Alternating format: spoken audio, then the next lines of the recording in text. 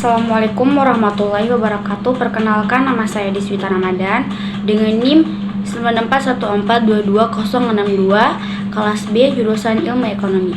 Baik, langsung saja. Di sini saya akan mempresentasikan makalah yang berjudul tentang teori permintaan uang. Yang pertama, teori permintaan uang atau Quantity Theory of Money. Teori permintaan uang ini dikembangkan oleh Irving Fisher yang kemudian dikenal dengan Quantity Theory of Money atau QTM.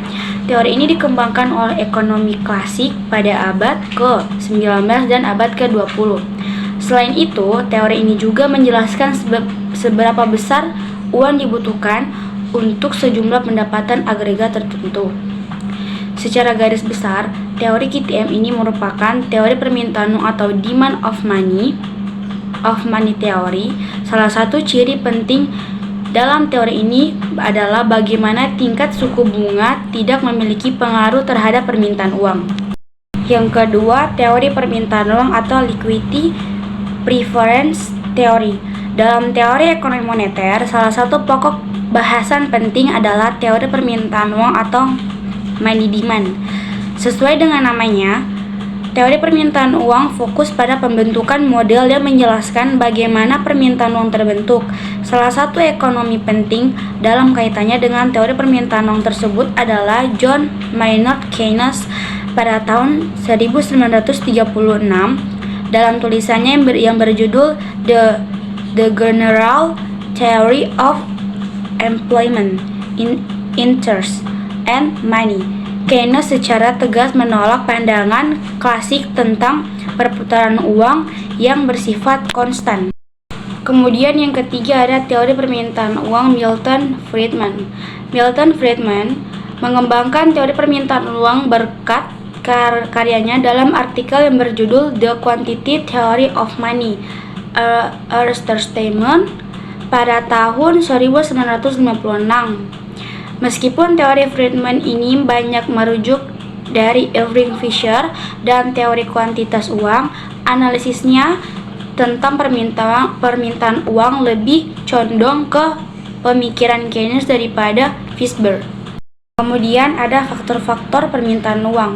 Jumlah uang yang diminta masyarakat tidak tetap, kadang-kadang naik dan kadang-kadang turun, karena banyak faktor yang bisa mempengaruhi naik turunnya uang.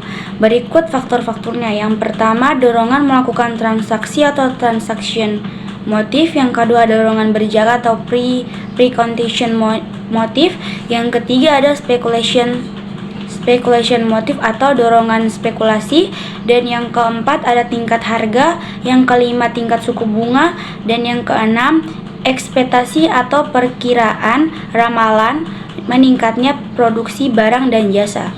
Baik, setelah faktor-faktor, kita masuk kepada isu-isu terkini dalam kaitannya dengan permintaan uang. Berikut beberapa isu terkini terkait permintaan uang. Yang pertama, penipuan berkedok donasi. Terus yang kedua ada penipuan online. Yang ketiga, pinjaman online ilegal. Terus yang terakhir adalah penyalahgunaan dana. Baik, kesimpulannya, dua teori dasar yang menjelaskan permintaan uang adalah teori Keynes dan teori Friedman. Keynes dalam pandangannya menjelaskan bahwa permintaan uang dipengaruhi oleh tingkat bunga, harga, dan pendapatan.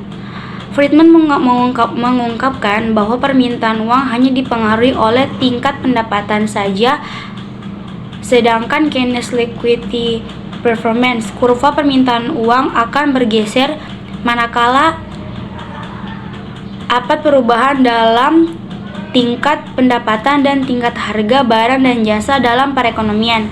Apabila terjadi kenaikan dalam tingkat harga dan tingkat pendapatan atau PDB real, maka kurva permintaan uang akan bergeser ke kanan atas kurva. Perubahan besaran pada tingkat harga dan tingkat pendapatan tersebut akan mempengaruhi besarnya tingkat bunga dan jumlah uang yang diminta masyarakat dalam perekonomian. Sekian dari saya. Wassalamualaikum warahmatullahi wabarakatuh.